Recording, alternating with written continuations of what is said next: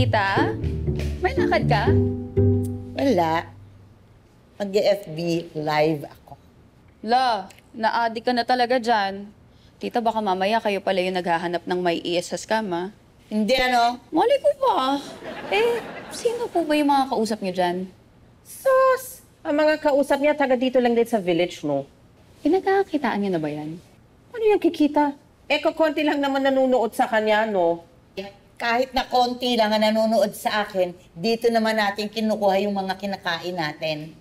O akala ko ba hindi niyo pinagkakakitaan? Hindi nga. O, so paano kayo nakakuha ng makakain? Paano? Nangihingi siya ng ulam sa mga kapitbahay. Hindi na nahiya. At least hindi ako nang-i-scam. Baby, huwag ka na malungkot. Sumasabay ka pa sa ulan eh. Hindi ako pwedeng hindi malungkot. Kasi si Gary, iniwan na ako. Matagal na namang hindi babalik yun. Pwede video call mo na lang lagi. Ano pa nga ba? Good morning! Pasensya na, inutusan na naman ako ni Mimi manghingi ng ulam. Pero nagsabi na ako kay Elsa. Aling Mimi, teka, ba't parang may itsura niyo? Ano ka ba?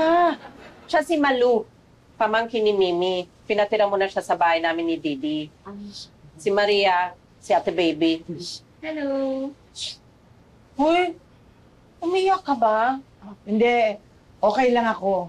Ay naku, hindi yan okay. Kasi si Gary umalis na kagabi. Niwanan na siya. Sino si Gary? Asawa ni Ate Baby.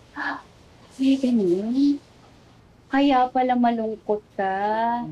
Alam, kaya mo yan. Tibayin mo lang yung loob mo. Sige, akin na nga yung lalagyan niyo. May sasabihin pa sana ako eh. Kaso nahihiya na talaga ako sa inyo. Ha? Okay lang yan. Tibayan mo lang yung loob mo. Sige na nga. Tatlo na kami kakain. Kasama na namin si Malu. Dagdagan niyo yung ulam, ha? Kung sabi ko lang, tibayan mo yung loob mo. Sinamahan mo pa ng kapal ng mukha. Okay, see you again. Good luck sa inyo. O, ingat palagi. Bye! Saan kayo galing? Dito, hinanap ko lang si Robert. Nag-FB live ulit kayo, Tita? Of course! Ilan yung viewers niyo? Oy, ang dami! Talaga? O, 7. 7? Yes! Ay, naku, Tita. Alam mo, dapat mag-isip ka na ng gimmick mo. Meron akong pinapanood na lolang Amerikana. Laging galit, sigaw ng sigaw, inaaway yung mga viewers niya. Pero, ang daming nanonood.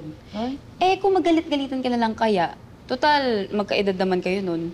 Hindi na. Okay na sa akin yung ganito. Kasi may plano ako. Tatakbo uli ako as president ng Homeowners Association. Dati na akong president. Oo, pero tatakbo ulit ako. Alam mo, sundin mo na lang yung sinabi ni Malu. Bakit?